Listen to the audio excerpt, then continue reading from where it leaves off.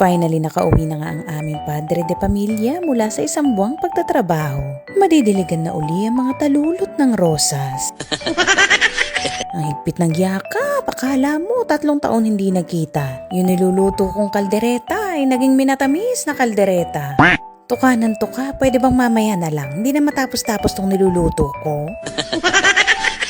Anyway, kanina naman ay naglakad-lakad kami dito by the lake. Ang ganda ng tubig at kalmado. Total palubog na rin naman ang araw at hindi na ganun kainit. Malinaw din ang tubig at makikita mo talaga yung mga isda na lumalangoy. May mga nagfi-fishing din dito. Hindi nga lang kami makapasok sa loob dahil may bayad pala. Kaya nandito na lang kami sa gilid, nanunood ng mga isdang lumalangoy. Snapping turtle yan. No, it's too small. You can literally, I see it.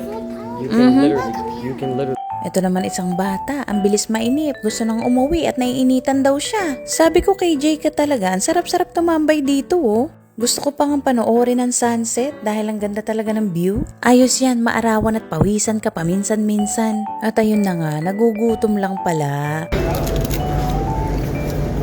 It smells good eh. Can I try your onion rings, Baba? It smells good. Very good. Very good.